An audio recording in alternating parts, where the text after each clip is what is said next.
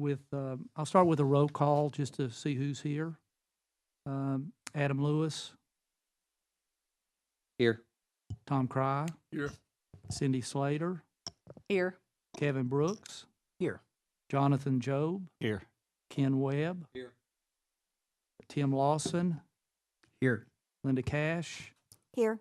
Brian Workman, Here. David Rollins, and I guess David Lattimore. Here. Okay. Thank you all for being here. I appreciate that. And a little housekeeping for David. When we use our mics, I don't know if you're aware, but you push the button and a little. Yes. Okay. And then when you quit or you don't want to be heard, just push it back. Okay? And another little piece of information I was asked last time, when we're making motions and seconding motions, if we could raise our hand so we could get the right person, it just helps out in taking of the minutes because it's hard sometimes to do that. If we could help out, that would be appreciated. So the agenda calls for the setting of some public hearings. We talked about that a little bit about last time. I believe we have to have 2 public hearings. I think I'd mentioned last time, 10 years ago, we just, for discussion, we set a meeting, 1 in the afternoon and 1 in the evening. One hearing was for 1 o'clock and 1 was for 6 o'clock to accommodate anybody that would like to attend and speak in front of the committee. So with that, do you have any suggestions, Robert?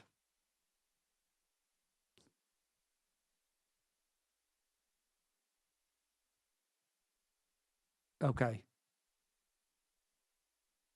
So it was advertised as one of the 2. Okay. Yes. In the guidelines that I read, there has to be a minimum of a 15-day notice of a public hearing. I'm not sure that that was put out there and notified, but it does say there has to be a 15-day notice. Okay. Do you know if it met that, Robert? Okay. Let's just go ahead and set 2 dates, just to make sure. And make sure.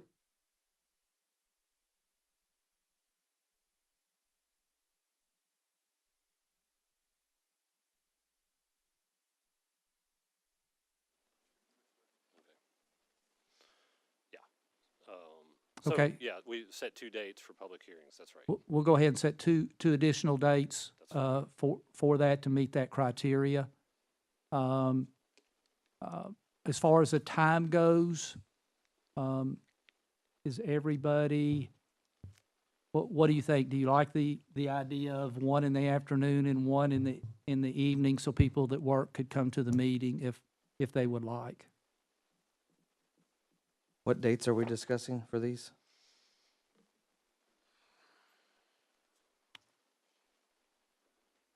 No. 15 days from tomorrow is November 29th, and that's a Friday. So you're into the first week of December probably before you can have it. Let's see.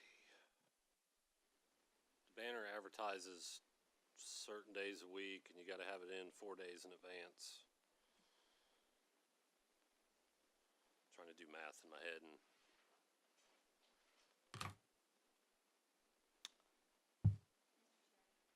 Yes, ma'am. I just would like to before we decide on an afternoon and an evening, typically when it's public, you get more responses for someone if you're having them in the evening. I've, maybe I may not be, looking at it the same way, but, usually if it's someone who wants to speak and it's during the working day at an afternoon or something, it interferes with their work, so they may not have that opportunity. So personally, I think having 2 evening meetings might be more beneficial for the public. Open to any discussion about that. That's just my opinion. Thank you for that. Any other discussion regarding the 2 evening meetings? Okay, if not, time for everyone, 6 o'clock, something like that, 6:30? Can I ask a clarifying question? Does this committee have to be present in the form of a quorum for those meetings to take place? Typically, yes. Yes. In most everyone that last time, that's what my expectations were too. So as long as we have a quorum and that would suffice, I'm sure. Chairman, could I ask Mr. Lewis what time the county commission meetings start at night? Sure. 7 p.m. Because if we matched it to what the current county commission schedule is on an alternate night, at least people would be coming at that time. That would be my only input, Mr. Okay, thank you. That's 7 o'clock. What night do you meet? Mondays. Monday. Okay, so that's not a good, We meet- not every, just We once meet a month. Monday, December the 2nd, in the month of December. Okay, The other meetings in December would be noon meetings. We're still bumping up against the December 31 deadline to wrap this whole process up, yes? yeah. August. Yeah, we looked at that. It's 6 months from the first meeting, not from when it was opened up. So we have until February, I believe.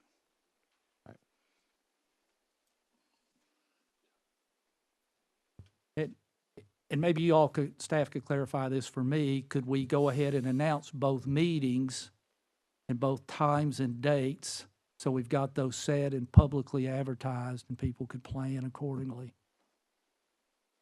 That's fine with me. I mean, Okay, we could send the meeting notice to the banner tomorrow, and the 15 days would start running from the date of the publication, so that we would meet that threshold. Because it does say no more than, or no less than 15 days. So if it's more than 15 days, that would be fine too. okay. Oh, did I say that wrong? Sorry, I was agreeing with you, Mr. Staff Person. Mr. Chairman, I would like to reiterate my comments from the past meeting that are shown in the minutes, that if we simply added to the agenda a public comment agenda item for every meeting, I agree with setting 2 specific public hearings, but by adding an agenda item for public comments for anyone at any meeting, by de facto, every meeting becomes a public hearing. Mr. Chairman? Thank you. I think we can take those comments, but we still have to have those public hearings. Okay. I think we accept comments pretty much every meeting. Go ahead. That's what I was going to add.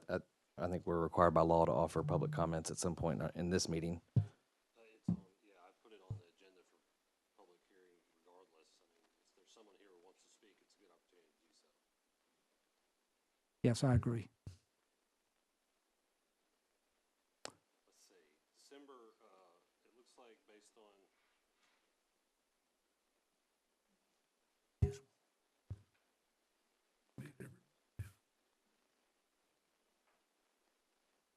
we'd be legal if we advertised on Tuesday of next week to have the public hearing anytime after, is on.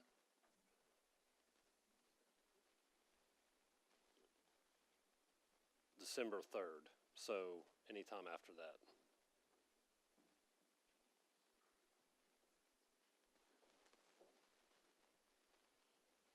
Thursday the 5th. We have a meeting in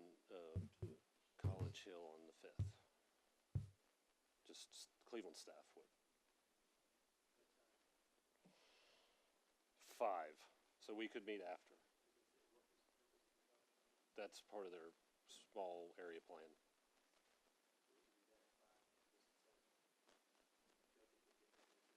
That sounds great. As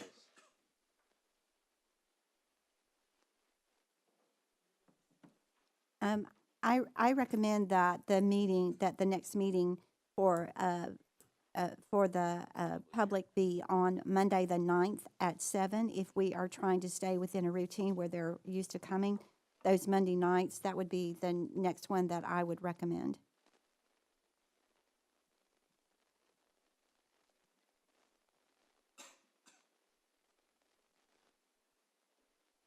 Okay, we have a motion for the 9th.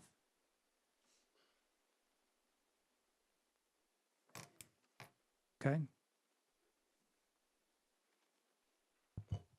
Is there discussion about that? Is that good for everybody?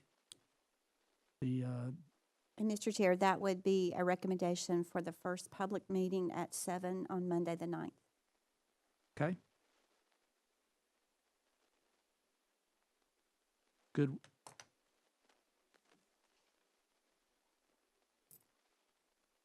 Okay, if everyone, all in favor of that time, say aye, please. Aye. Aye. Okay, we've got that set for the 9th.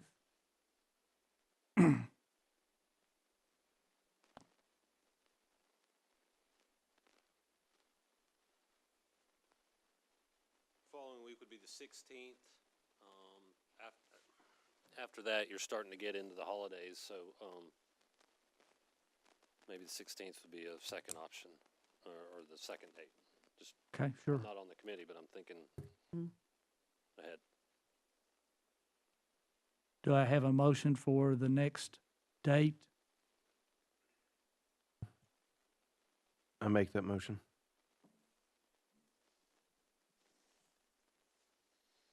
Do I have a second for that?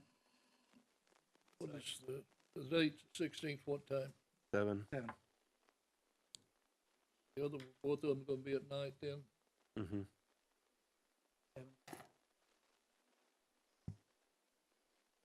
I'll second it. Any discussion? Any conflicts? Any conflicts? Anything? All right. All in favor of the 16th, say aye. Aye. Okay. I can confirm the room's available for both of those two already. And I'll coordinate with them just to make sure they've got it locked in. That's, thank you. Right, thank you. We've got the meeting, public hearing set. According to the agenda, there was no old business. And we moved to the new business? No, I did not. I thank you, Ken. We do have the approval of the minutes, my mistake. You would look at the, has everyone received the minutes? Okay. There have been some corrections already made to the minutes. But we will take your comments real quickly. But do I have a motion to accept the minutes? As amended. Yes, as amended. I make a motion that we accept the minutes as amended from our last meeting. Second that. Okay. I have a second. All right, do we have any discussion on the changes that anyone sees, other than the front page? The first paragraph of the front page, it has been corrected to correspond accordingly.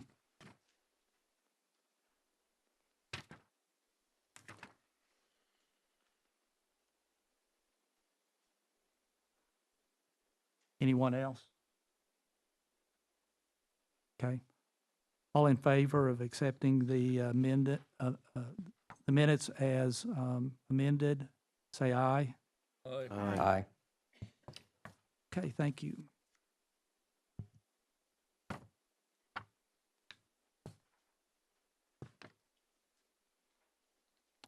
Moving on to new business.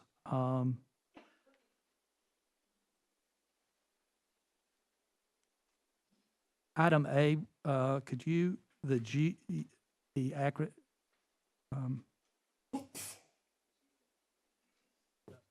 do you want to speak to the update to, has there just been the one update? Yes, sir. Okay. There's actually two full updates. Bentley and I met with Mayor Lattimore of Charleston a couple of weeks ago, and anything outside each of the boundaries has now been labeled as rural area, and that's Bradley County rural area is what it's designated. And then Charleston provided their proposal. They still have some steps to take to solidify that proposal that we've talked about. The city commission has some steps to take, as well as they have to do a report that shows their ability to service these areas, much like the one I presented based on our map. But we wanted to continue the review process now and get this in front of you is what they're looking at.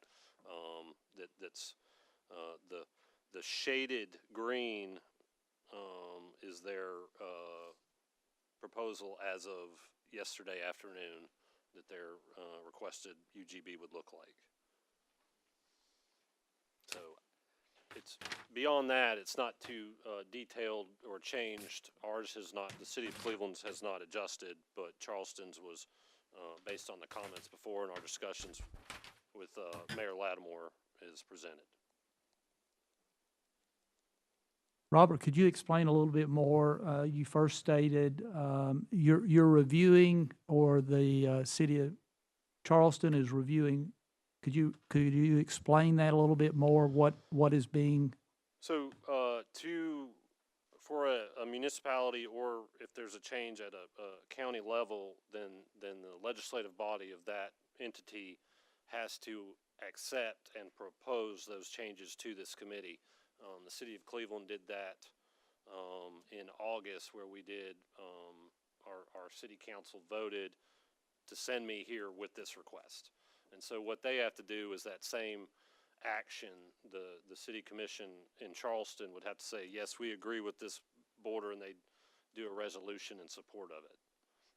And so that's one step that they'll need to take. The other one is the report that discusses all the different levels of service that a municipality would have to present in a plan of service if they got an annexation request. So when you get an annexation request, you have to show that you can provide the level of service based on what's available.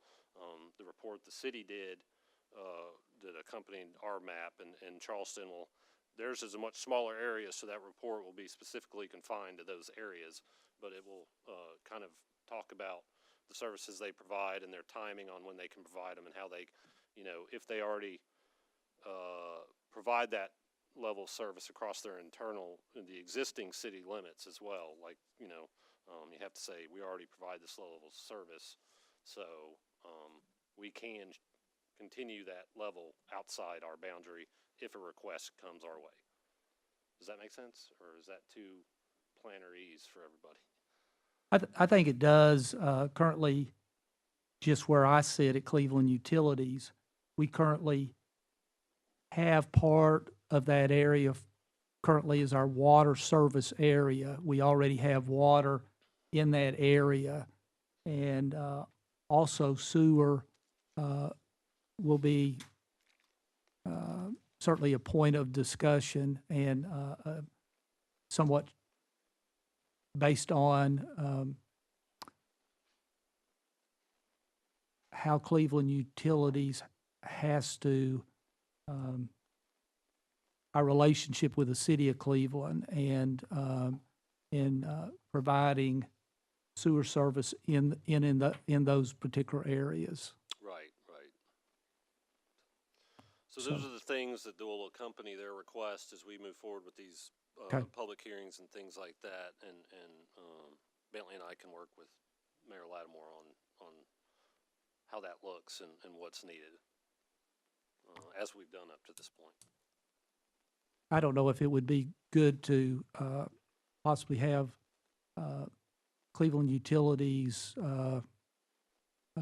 manager of engineering there to talk on behalf of Cleveland Utilities on where we're at, what we can do, how we can work, or not, work with both cities in what we can or can't provide. Yeah, So, I think there's some discussions that'll have to take place probably outside, Exactly. with the different folks involved. Very good. As I see it now, basically, there was the existing urban growth boundary, and it has been extended from Walker Valley Road to the west to encompass. Does it take in Walker Valley School? It does. It takes in Walker Valley as well as some of the surrounding properties on the north and south side of Lauderdale. There's also a few areas going up what is Walker Valley north above Lauderdale that are included in this expansion request as well. The eastern edge of it looks almost the same. There may be a few small adjustments there as well, but they're minor compared to the going in the western direction along Lauderdale. Okay.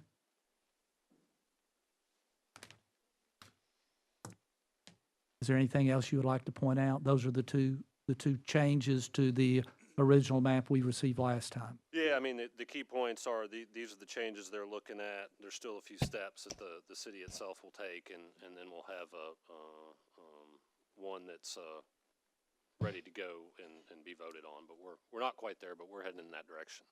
Okay. Yep. Yes, sir. Without the City of Cleveland and/or Cleveland Utilities agreeing to allow Charleston to provide sewer service, industrial development would appear to me to be constrained. Is that correct, or am I dreaming, or what? No, I don't think that's accurate. I mean, I do think there's some areas there. Well, you're going all the way out past Walker Valley. All that vacant land is considerably, it could be industrial development, and without the City of Cleveland or Cleveland Utilities agreeing to provide sewer, doesn't that present some challenges? It's certainly something that needs to be taken in consideration, the level of seriousness on those properties as well as how they fall. And you know, the last time this the Urban Growth Boundary Committee did convene was for the inclusion of the industrial park off of exit 20, and that did wrap up in a fairly timely manner versus the previous time because it was a specific target. So, but there's certainly some areas we can continue to look at. Yes, I've got two if you want. Mr. Chairman, may I follow up, please? Yes, you can. Mr. Varnell, does the current UGB outline that the city has proposed in red go past Walker Valley, as the chairman has just indicated? It is on the south side of Lauderdale and then crosses over to the west of Walker Valley. So his question is in fact inerrant because the city's not requesting for our boundaries to exceed Walker Valley and all the farmland. Not the school or Walker Valley Road itself, but there are some areas that we looked at in between Walker Valley School and Interstate 75 that aren't currently included in this that might be industrial growth in the future. But if the UGB goes forward as submitted, and that does become part of the urban growth boundary, that totally changes the conversation about sewer availability. It could, yes. Thank you. Mr. Chairman, Yes, ma'am. so does the city of Charleston have to meet and agree with their city council that this is the plan that they want to move forward with before our public meetings? No, I think, you know, ideally they'll get that opportunity, and I think they're planning to, but it has to take place before this body puts a recommendation back out to the committees. Mayor Lattimore, do you know when that meeting will take place? Excuse me. The meeting probably would take place next month. Because the planning, we would meet with the planning committee. They meet on the first Monday of the month, so that would be December 2nd. December 2nd. Yes. That would be December 2nd. So is this committee at a standstill until that is decided? I personally don't think it is. I think we can proceed with our hearings while they are concurrently working on what they can or can't do. And let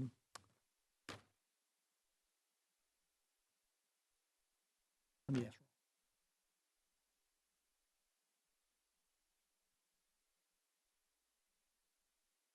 But if it changes, do we have to go have another public hearing? And then why would we not wait? Mr. Chairman, my understanding that the public hearings aren't to discuss or get feedback on what this committee is recommending for final approval. It's just to get general input, period. So there can and probably should be change after the public hearing, whether it's by effect of the public comments or the municipalities adjusting their requests. Is that accurate? But if this map is not correct, when we have the public hearing, then the public doesn't have an accurate map That's to fair. voice their opinion on.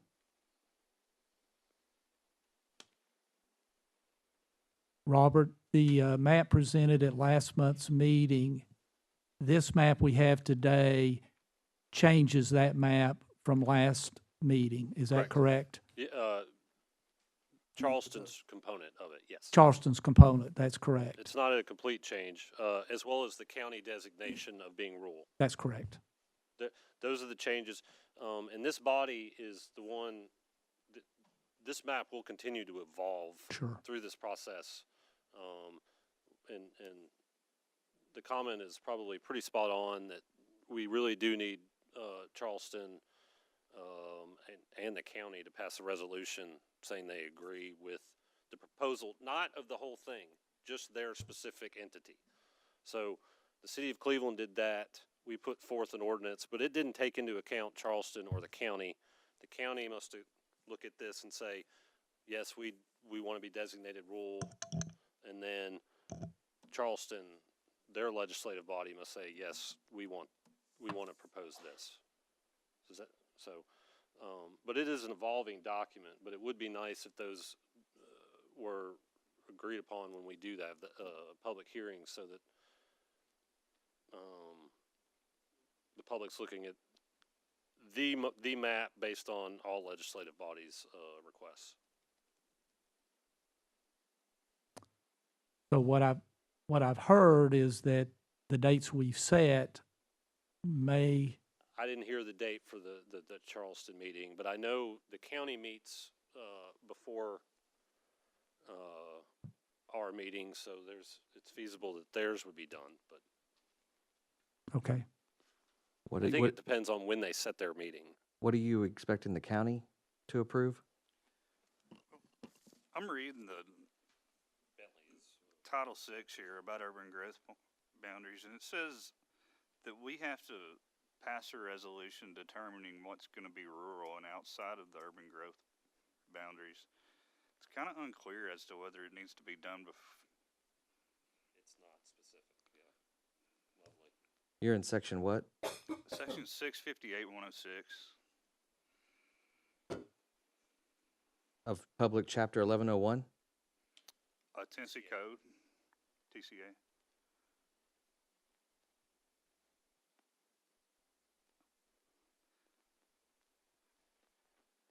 You see it? No, my understanding was that Public Chapter 1101 has all of the language that guides this process. So you're saying there's also more in Title VI? Yeah.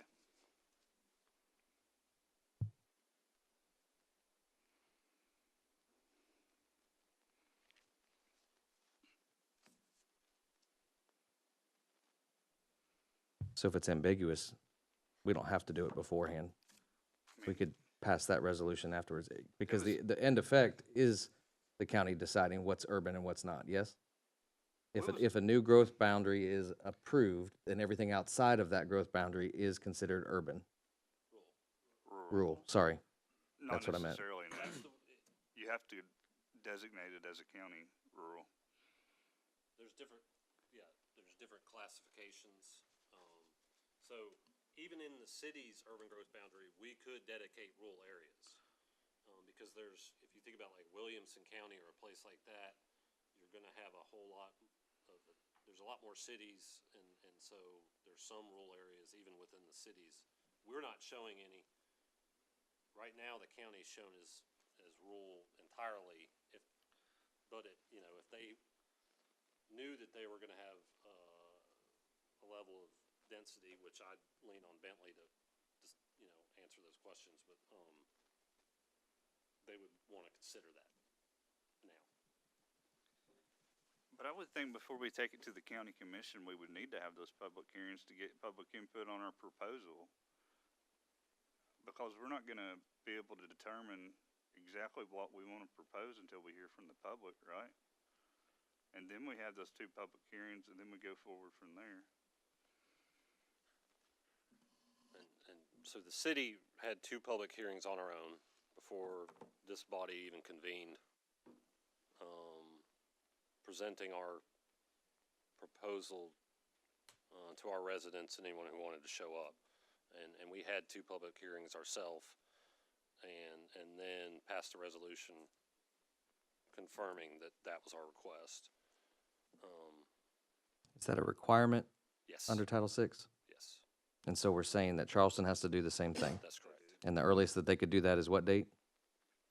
They have to pass the resolution. The public hearings were extra by us, but if we're gonna have our public hearings, I think it's up to this body if you want to show and discuss a map and let people speak on it. And that may impact the way all of our legislative bodies feel. So what's the date that Charleston can meet to approve their request? We have our regular monthly meeting. It would be December 10th. So it'd be before the 16th, but after the 9th. So I would go back to what Commissioner Slater offered, which was, I don't think we can have that meeting on the 9th. I don't feel comfortable having a public meeting until we have a confirmed, everybody's got the green light, thumbs up map to look at and discuss. Y'all can be in charge of the dates and just tell me, but like I said, it's a fluid document one way or the other, but I fully understand your point. So if they meet on the 10th, can they, whatever they decide, can we move on with the meetings after that their meeting? Based on what they decide? Well, their proposal would reflect what they decide. Okay. The city has done their part, and the city of Cleveland, excuse me, and the county will have done their part probably by then as well. So, Yes, it could go to the county commission on the 25th and be voted on the 2nd. And what I would propose would be to say whatever. Bentley, the Yes. county commission's not meeting on the 25th. Oh, sorry. And you're saying you're back to what's rule? The county commission on the 25th that's not Yeah, meeting on and the I would 25th? propose a resolution that basically says, I'd have to run this by Crystal, that whatever's determined by the 2 municipalities, whatever they determine, anything outside of that, or whatever they decide and whatever this coordinate committee decides will be designated rural at the end. Because, I mean, even though the Charleston's gonna vote on this and the city's already voted on it. I mean, after the public hearings, it could change. See what I'm saying? I'm not trying to make this too complicated. But I would think it would change in a direction that was wanted. In other words, we're not going to expand it after a public hearing. If anything, we're going to restrict it because we heard from constituents. Understand? You could have, let's take Wright Brothers, a lot of their property is in the county, and they might want to have the city expanded. They might want to be added in to expanded area because they might want to be able to have sewer to have an industrial park. So it's not necessarily going to go one way or the other. Wouldn't they be at the public meeting to let us know that, though? Probably. I emailed them while we were sitting here looking at it, but I'm just saying it's not necessarily just going to go one way.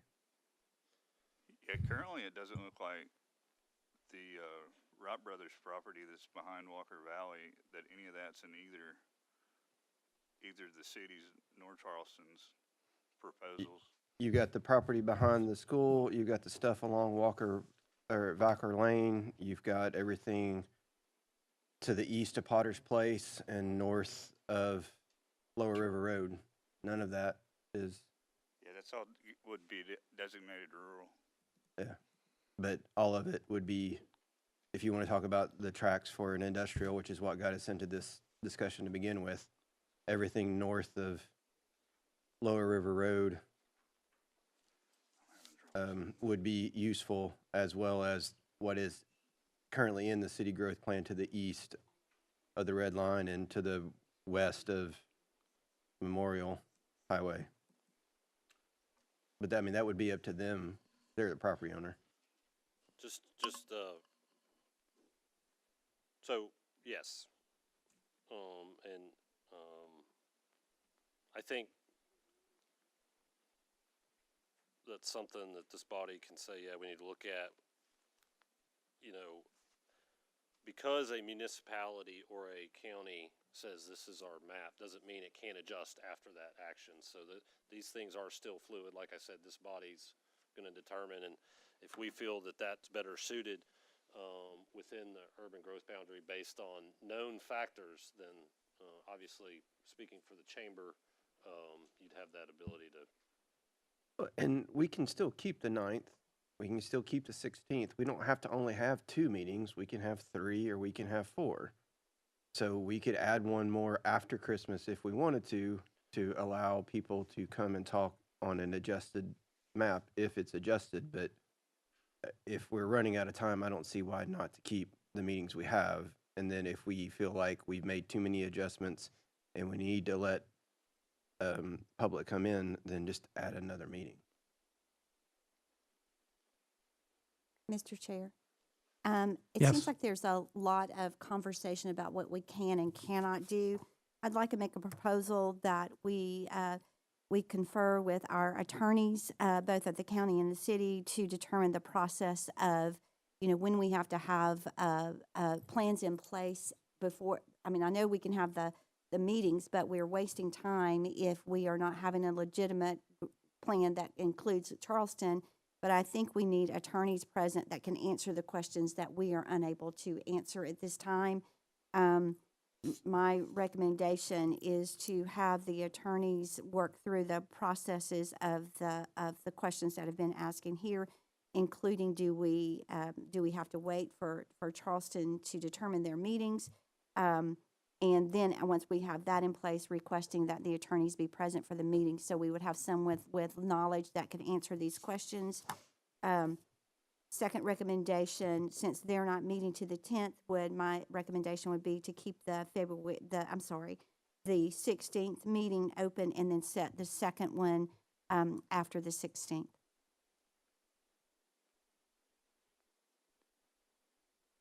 With Charleston meeting on the 10th, the day after we had scheduled the first meeting, I agree with setting a second meeting.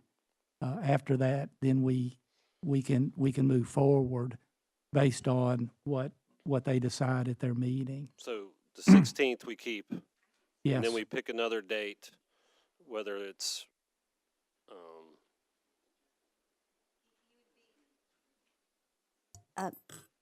Mr. Chair? Yes. What is the February deadline? Is there a specific I day? think it's the 25th or So something. late February? Yeah. So sometime in that January period after everybody's back from wherever, After the first of the year? Yeah. Yes. So, Yes. I have enough time to advertise for any of those dates, so y'all pick what you like and let me know. But What is the first county commission meeting date in January? The 6th, The 6th? and it's at night. Is that on a Monday? It is. Okay. Do you want to go with the 7th? just the next day.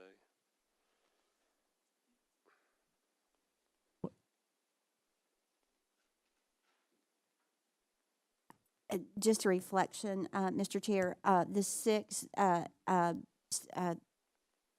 schools are closed. Teachers, it's a stockpiled staff development day. Most people are, if they're still on vacation, they take that last one.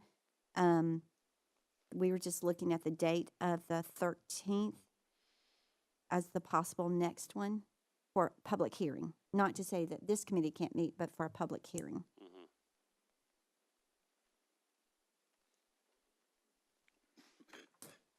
Well, if we go too far out, we're going to have to meet, and we've got a February, what's our date? I'll February, get you the exact date, but it's in the It's late February. late February.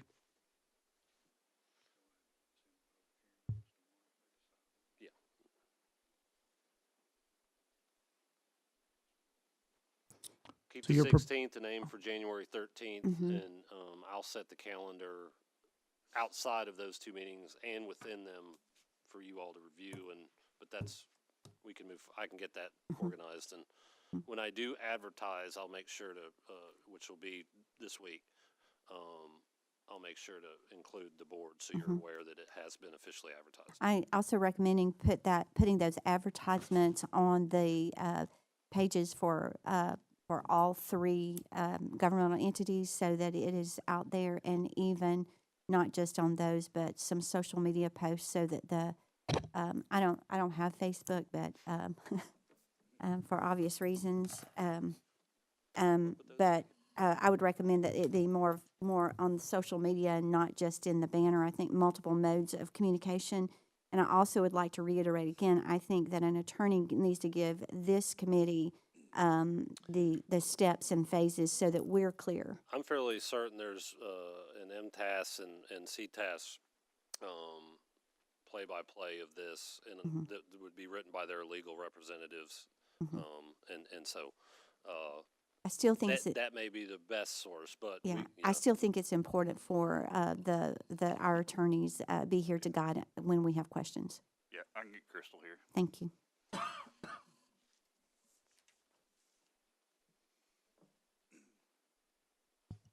Okay, is that date in same time, 7 o'clock? Is that okay with everyone?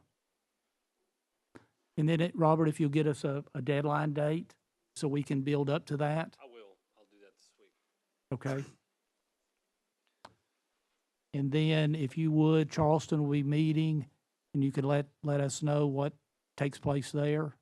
Yeah, and And- I'm happy to, Bentley and I are happy to come and answer questions they may have if need be, or at least I'm volunteering you, but Okay.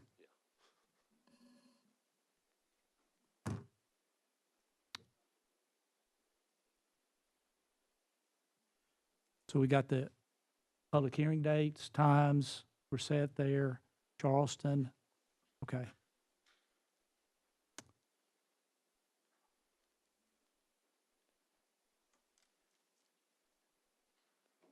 On the map itself, has everybody had time to really go around and look at it and have any questions or comments regarding as proposed?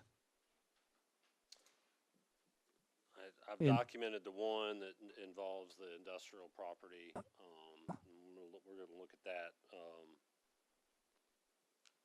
But now would be a great time to get some comments as we move towards those public hearings from this body, if you did have some about what's here. Okay, I want to open that up. If you have any comments, if you've gone around it, any comments, concerns, anything, just please let us know what your thoughts are. I've got some comments. I have had discussions with numerous people that live in the proposed growth plan. And basically, the summary I'm about to read off here will explain. I understand the purpose of the urban growth boundary is to identify territory that is reasonably compact yet sufficiently large to accommodate residential and non-residential growth projected to recur during the next 20 years. I presume there is a formula to determine this information. How many years of growth, both residential and non-residential, can our current urban growth accommodate, and how many years does the proposed urban growth accommodate? Additionally, I understand the urban growth is to identify territory that a reasonable and prudent person would project as a likely site of high-density commercial, industrial, and/or residential growth over the next 20 years. Maybe I'm not reasonable nor prudent because I do not project growth all the way to the Hiwassee River on both sides of the interstate. If our current urban growth can accommodate 20 years of growth, then I firmly believe that there's no reason to change it. We have established processes to accommodate the annexation of both non-contiguous and contiguous territory within the urban growth boundary, ensuring that personal property rights are upheld. While I understand the intent to limit development outside of the urban growth boundary, it's important to note that several non-contiguous annexations have occurred through resolution or referendum. Tennessee Code annotated outlines a procedure for non-contiguous annexation, and we can effectively manage these requests within our existing urban growth boundaries. All past non-contiguous annexation requests have been approved by the county, demonstrating that our current system is adequate. Moreover, we must consider the significant implication of non-contiguous annexation on roads and public services. These islands reduce the county fire tax revenue, resulting in an increase for all county residents outside the city limits. It's just some thoughts from myself and others that I've spoken with.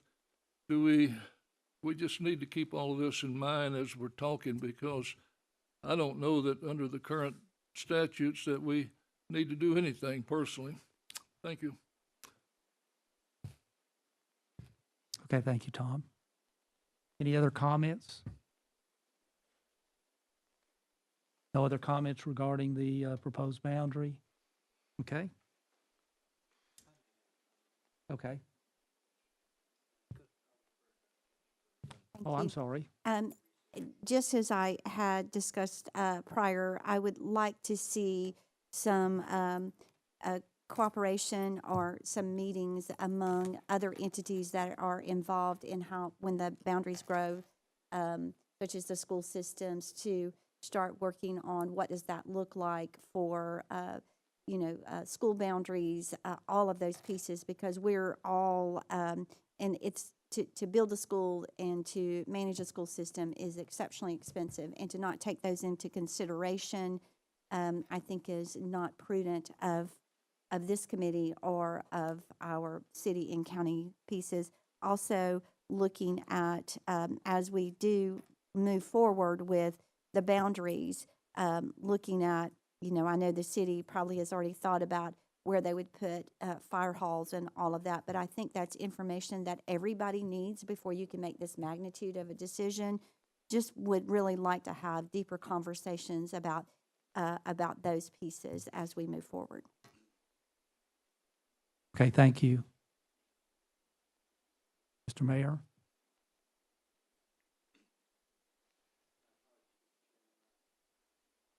My apologies, Mr. Chairman. My Wi-Fi on my phone is not working as quickly as I would like for it to.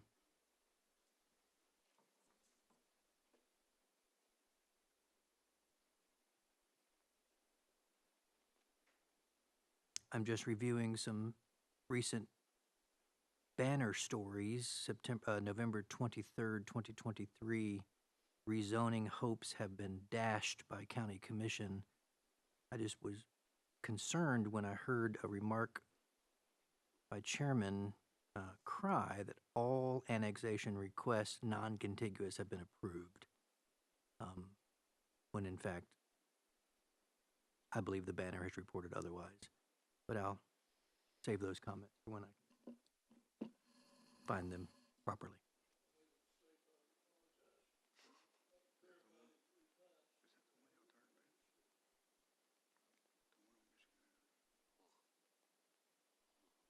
Okay. Are there staff reports? I don't have any. No, sir. Any other committee member reports?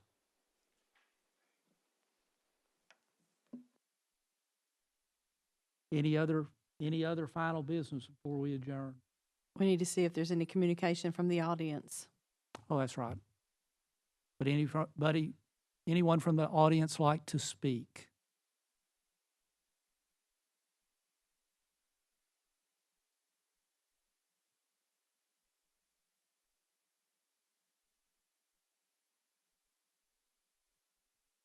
That is correct. The meeting dates, Robert, you have those?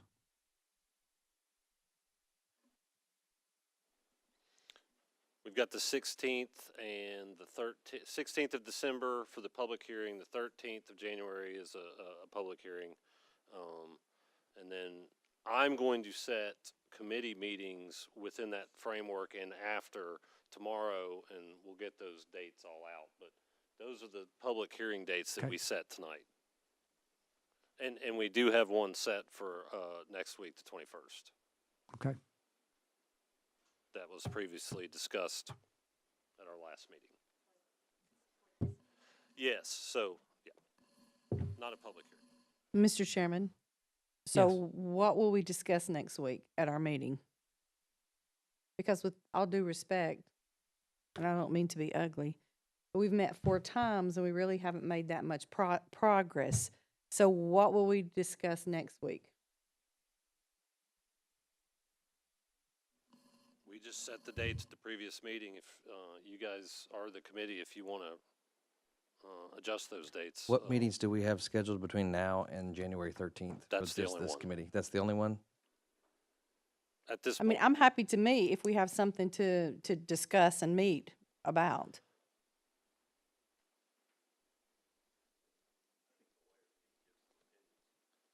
Do you see a need? I'd like to get the county attorney's opinions brought to you guys about the process, and we could do that at next week's meeting. I think within the next week, her and I could discuss it. And So will you have the Hopefully she can come. the county attorney here next week also in case we have questions? I can't verify that for sure, but I'll ask tomorrow. And if not, I'll let y'all know or let Robert know. Okay, I think it would be good if she's here because we would be, inevitably, something's going to come up that maybe can't be answered by staff. So, you know, if it's someone like her or an attorney, city attorney, county attorney, that probably would be helpful to us so we'll maintain next week's meeting. for now, unless somebody, nobody can attend, I mean, the attorneys can't attend. We'll find out tomorrow and let everybody know, and y'all can make that decision. If you do cancel it, I'll do. Okay. this. So for now, we will hold the meeting and